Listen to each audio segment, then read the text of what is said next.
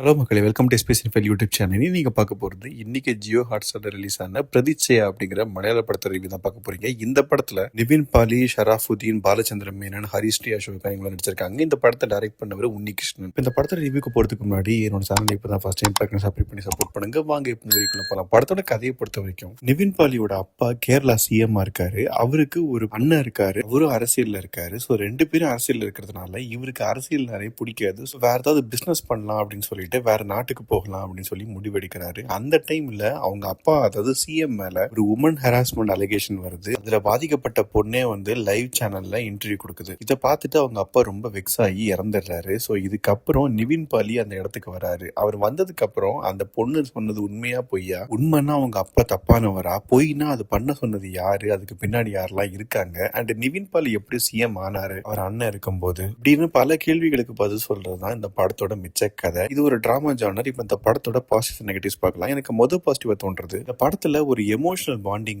நல்லாவே இருந்தது. குறிப்பா அப்பா பையன் அந்த சிஎம்க்கும் நிவின் பாலிக்கும் ரொம்பவே அழகான ஒரு பாண்டிங், பியூட்டிஃபுல்லான சீன்ஸ் எல்லாம் வச்சிருந்தாங்க. பாக்குறதுக்கு ரொம்பவே நல்லா இருந்தது. அந்த சீன்ஸ் எல்லாமே எலிவேட் பண்ற விதமா ரெண்டு பேரோட பெர்ஃபார்மன்ஸும் நல்லா இருந்தது. அதே மாதிரி சப்போர்ட்டிங் கேரக்டர்ஸ்ல நடிச்ச எல்லாருமே அவங்களோட பெஸ்ட்டை கொடுத்திருக்காங்க. குறிப்பா சபிதா ஆனந்த் அவங்க அம்மாவை நடிச்சிருப்பாங்க. அவங்களோட எமோஷனல் சீக்வன்ஸும் நல்லா இருந்தது. ஸோ இந்த படத்தோட அடுத்த பாசிட்டிவே அந்த எமோஷனல் ஆஸ்பெக்ட் தான். நிறைய இடங்கள்ல எமோஷன் நல்லாவே ஒர்க் அவுட் ஆயிருக்குது. அண்ட் சில இன்ட்ரெஸ்டிங்கான சீக்வன்ஸ்லாம் நடந்தது. இவர் சிஎம் ஆறதுக்காக சில விஷயங்கள்லாம் பண்ணுவாரு. அதே மாதிரி கிளைமேக்ஸ் சீன், இந்த ரெண்டுத்துலயுமே இப்படிதான் நடக்க போகுது அப்படிங்கிறது நமக்கு ஆடியன்ஸ்க்கு புரியும். பட் ஆனா இது எப்படி நடத்திருப்பாங்க அப்படிங்கிற விஷயத்த கொஞ்சம் சுவாரஸ்யமா காட்டியிருந்தாங்க. டெக்னிக்கலா சினிமோட்டோகிராஃபி அண்ட் பிஜிஎம் ரொம்பவே நல்லா இருந்தது. இதெல்லாம் தான் இந்த படத்தோட பாசிட்டிவ்ஸ். இப்ப நெகட்டிவ்ஸ் பார்க்கலன்னா எனக்கு முதல் நெகட்டிவா தோன்றது, இந்த படத்துல ரொம்ப வீக்கான வில்லன் ஷராஃபுதீன் தான் இந்த படத்துல வில்லன் நடிச்சிருக்காரு. ஒன்லி பில்டப் சீன்ஸ் தான், மற்றபடி அதுல பெர்ஃபார்மன்ஸும் சரி, அவருக்கான வெயிட்டேஜும் சரி சுத்தமா இல்லவே இல்லை. அண்ட் அவரே கடைசியில செகண்ட் பார்ட்டுக்கு லீடு கொடுக்குற மாதிரி பேசிட்டு போவாரு. அதுலயாவது அவரோட கேரக்டருக்கு வெயிட்டேஜ் இருக்குமான்னு பார்க்கலாம். படத்தோட கதையும்